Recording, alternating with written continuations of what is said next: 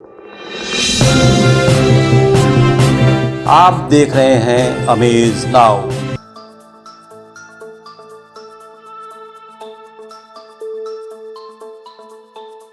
नमस्कार, मैं हूं प्रिंस तिवारी और आप देख रहे हैं अमेज नाउ। आज अमेज नाउ की टीम आपके लिए एक विशेष स्टोरी लेके आई है।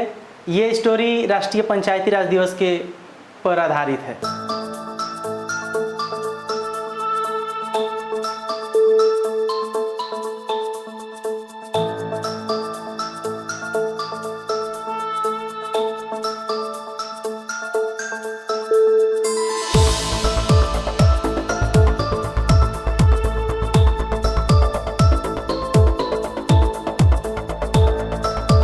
आज हम आपको बताएंगे कि राष्ट्रीय पंचायती राज दिवस इतना चर्चा में क्यों है और क्या है इसका इतिहास।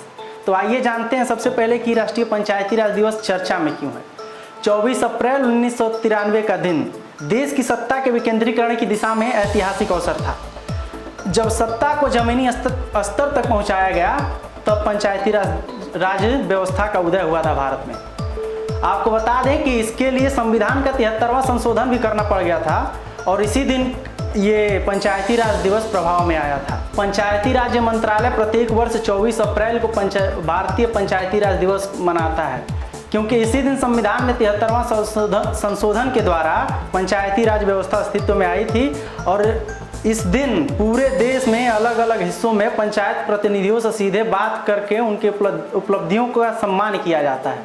आपको बता दें कि इस बार प्रधानमंत्री नरेंद्र मोदी जम्मू कश्मीर के एक ग्राम से पूरे देश को संबोधित करने वाले हैं। ऐसा पहली बार हो रहा है कि कोई प्रधानमंत्री पंचायती राज दिवस के अवसर पे जम्मू कश्मीर के किसी गांव से पूरे देश को संबोधित करेगा और ये कार्यक्रम पूरे देश के ग्राम पंचायतों में सीधा प्रसारित किया जाएगा।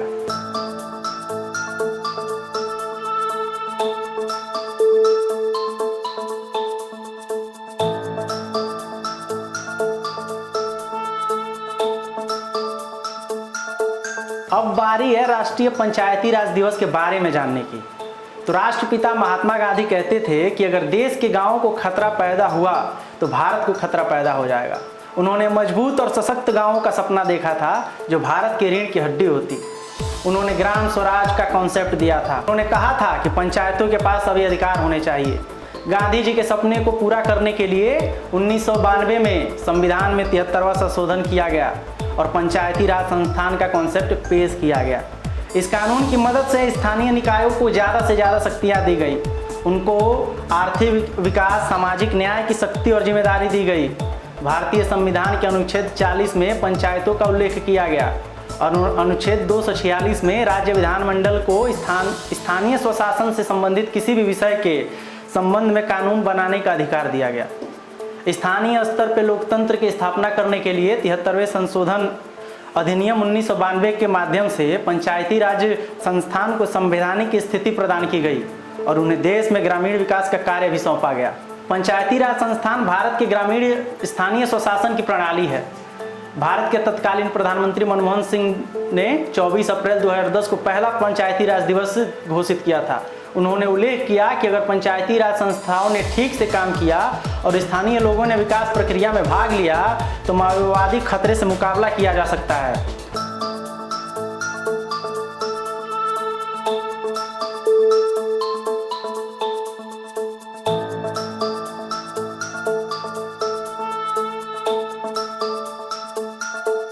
ये है कृष्णचंद्र वर्मा जी, राष्ट्रीय पंचायती राज ग्राम प्रधान संगठन उत्तर प्रदेश के महासचिव। जैसा कि हमने आपको बताया कि अभी 24 अप्रैल को पूरा देश भारतीय पंचायत दिवस, पंचायत पखवाड़ा मना रहा है।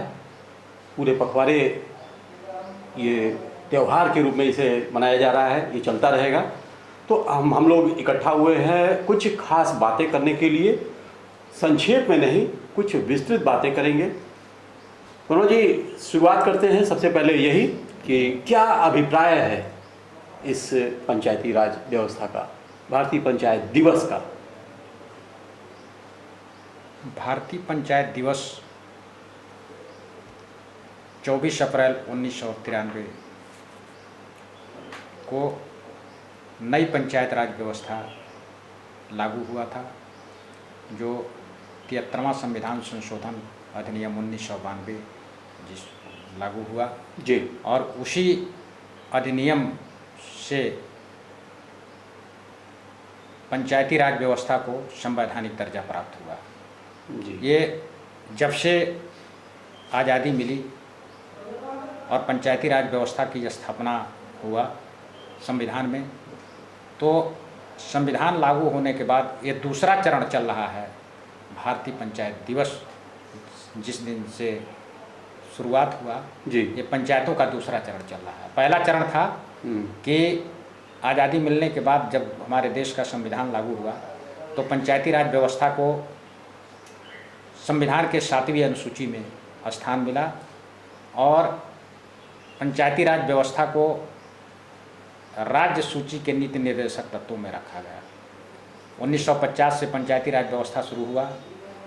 1949 में 15 अगस्त से लागू हुआ इस प्रदेश में और पहला चरण 1993 तक चला, पुरानी पंचायत राज व्यवस्था जिसको कहा जाता है। जी हम और दूसरा चरण जो है 24 अप्रैल 1993 को जब इस देश में 73वां संविधान संशोधन अधिनियम 1993 लागू हुआ, तभी से पंचायतों को संवैधानिक दर्जा प्राप्त हुआ और दूसरे चरण की शुरुआत हुई। जी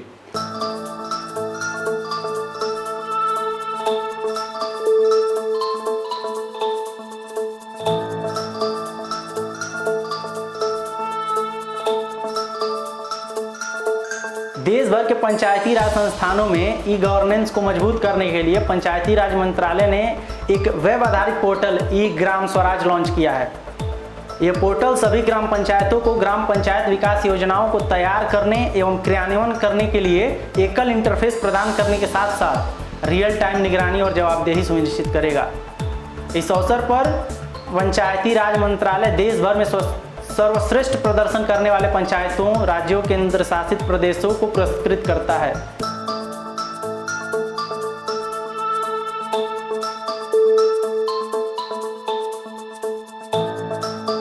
सबसे पहला पुरस्कार है उस व्यक्ति विशेष के नाम पे जिन्होंने भारत में अंत्योदय का सपना देखा था, जिन्होंने बताया था कि जब तक इस देश के अंत्योदय तक भारत की सुविधाएं नहीं पहुंचेंगी तब तक इस देश का विकास नहीं हो सकता। जी हाँ, हम बात कर रहे हैं दीनदयाल उपाध्याय जी की। ये पहला पुरस्कार है दीनदयाल उपाध्याय पंचायत सशक्तिकरण पुरस्कार।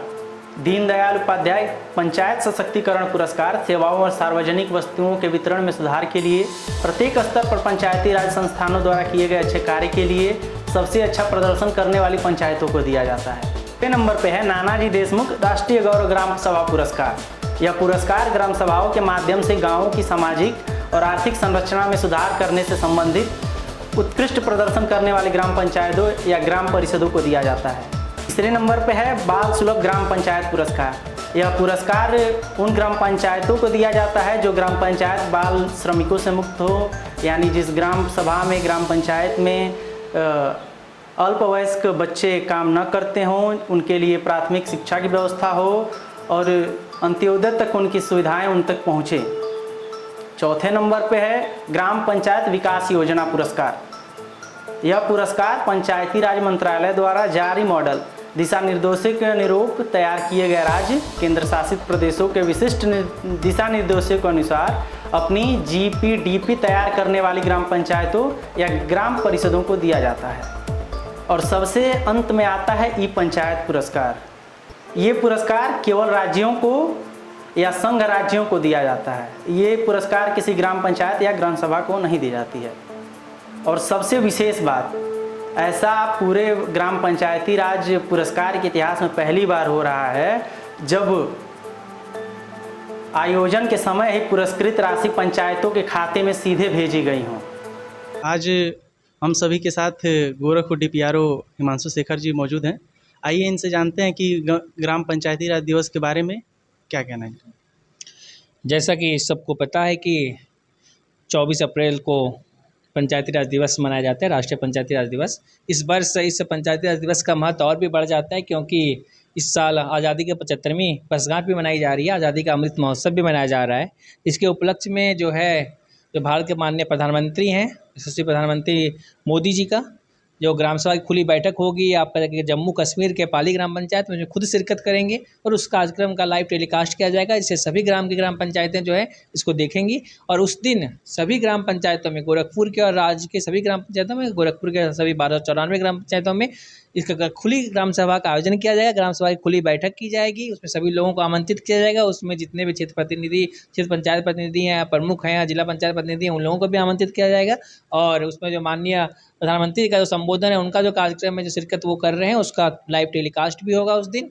और स्पेशली जो 9 थीम है, जो जिसमें कि जो सतत गोल है भारत सरकार का, जो 2024 का जो सतत गोल है कि 2030 तक जो है जो लक्ष्य को प्राप्त करना है, जो यूएन का जो सतत गोल का जो लक्ष्य है, SDGs को कहते हैं, सस्टेनेबल डेवलपमेंट गोल जो कहते हैं, सतत विकास लक्ष्य, उस पर भी चर्चा होगी इस दिन ग्राम पंचायतों में। और कैसे एक भारत सरकार जो ऐसा महात्मा गांधी की उस परिकल्पना है कि राम राज्य की स्थापना का, वो कैसे स्थापित किया जाएगा और कैसे आत्मनिर्भर ग्राम पंचायतें और एक सुदृढ़ ग्राम पंचायतें बनेंगी, इसके बारे में वो चर्चाएं करेंगी, ताकि आगे के वर्षों में और भी अच्छा कार्य करके ग्राम पंचायतों को आत्मनिर्भर बनाया जा सके।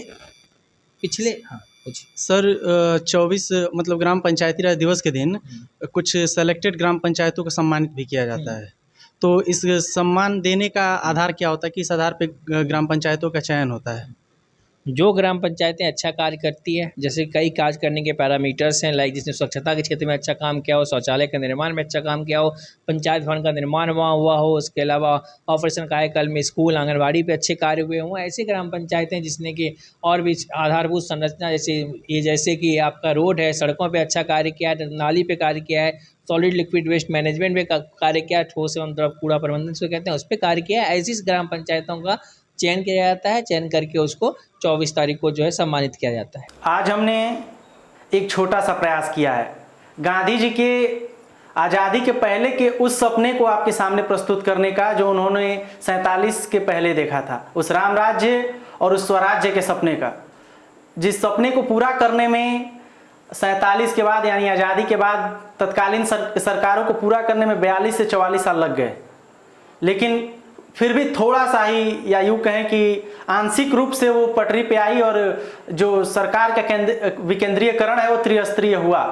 लेकिन अभी जो वर्तमान समय में सरकार है इस देश में, अपने भारत में, वो सरकार फिर इस ग्राम पंचायत व्यवस्था को, पंचायती राज व्यवस्था को पटरी पे लाने की व्यवस्था कर रही है। हमें उम्मीद है कि ये व्यवस्था बहुत जल्द पटरी पे आ जाएगी और गांधी जी के सपने को पूरा करने की तरफ अग्रसर होगी। हमारा ये प्रयास आपको कैसा लगा, इसका प्रतिक्रिया आप हमारे YouTube, वेब पोर्टल और फेसबुक और तमाम हमारे मीडिया चैनल्स पे दे सकते हैं। आप हमसे डेन के 154 नंबर और नेटविजन के 228 नंबर चैनल नंबर से जुड़ सकते हैं। देखते रहिए अमेज नाउ।